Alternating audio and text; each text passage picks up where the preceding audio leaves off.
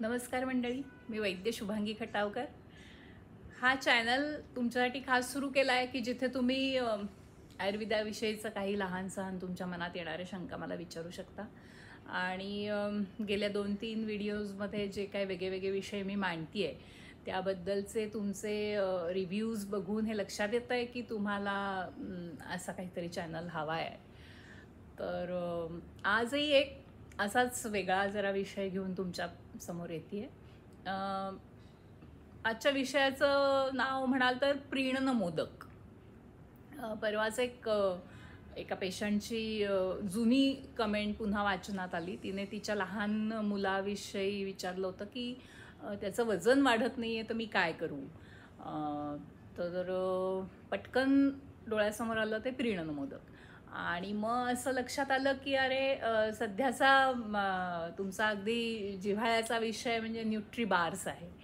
तर का नाही आपल्या म्हणजे आयुर्वेदात आलेल्या अशाच एका न्यूट्री बार म्हणा तुम्ही हवं तर त्याला, अशा एका प्रीणन मोदकाविषयी तुम्हाला सांगावं। तर संदर्भ असा आला आहे की जेव्हा लहान मूल स्तनपान करत असतं आणि त्याला दात यायला लागल्यानंतर दात आल्यावर स्तनपान सोडावं असं त्यांनी सांगितलंय। आणि मग काय त्याला आहार दिला पाहिजे किंवा त्याचं समाधान कशाने होईल, तर त्यासाठी म्हणून हा प्रीणन मोदक तिथे आलेला आहे की जो मोदक म्हणजे लाडू स्वरूपातलं एक कॉम्बिनेशन की ज्यामुळे जे खाल्ल्यामुळे त्या बालकाला समाधान वाटेल की नुकतंच ते आईचं दुधापासून त्याला सोडवलं आहे तर त्याचं त्या भूक भागली गेली पाहिजे एक, आणि त्याला तृप्तता आली पाहिजे, त्याच्या मानसिक आणि शारीरिक त्याने तृप्त व्हायला पाहिजे, अशा पद्धतीचा हा प्रीणन मोदक आलेला आहे।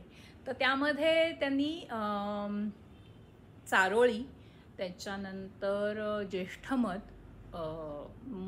नेहमीचा आपला हनी म्हणजे मध, नंतर तुमच्या लाह्या, साळीच्या लाह्या आणि खडीसाखर असं कॉम्बिनेशन सांगितलं आहे। तर नॉर्मली काय असतं की जिथे काही प्रमाण दिलेलं नसतं तिथे समप्रमाण घ्यावं असं एक हे वचन आलेलं आहे ग्रंथांमध्ये।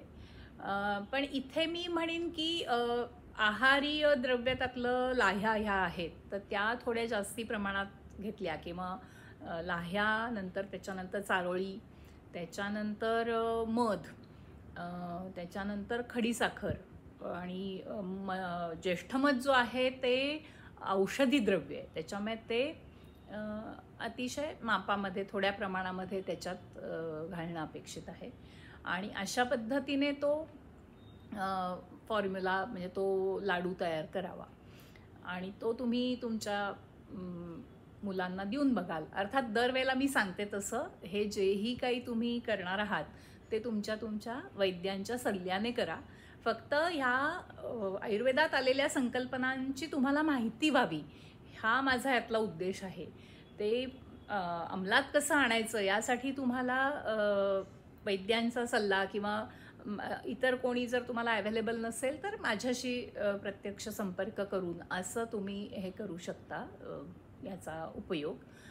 आणि त्याच जोडीला मला अजून एक असं मनात आलं की आयुर्वेद हा म्हणजे आयुष्याचा वेद आहे किंवा तो इट्स लाईफ सायन्स आहे। ते फक्त वैद्यकीय असा त्यातला हे नाही आहे, गाभा नाही आहे। तर ह्याचंच जर आपण प्रीणन मोदकाचं जर उदाहरण घेतलं तर मला असं जाणवलं की एखादी कोणीतरी कल्पक बुद्धीची बाई ह्या प्रीणन मोदकाचा फॉर्म्युला वापरून आयुर्वेदीय एखादा असा बार तयार करू शकेल सध्याच्या काळासाठी जो न्यूट्री बार सगळीकडे अपेक्षित आहे। तर हा असा म्हणजे ज्याला शास्त्रीय आधार आहे, ज्याला इतकी जुनी अनेक 4-5 हजार वर्षाची परंपरा असणारा हा जो फॉर्म्युला आहे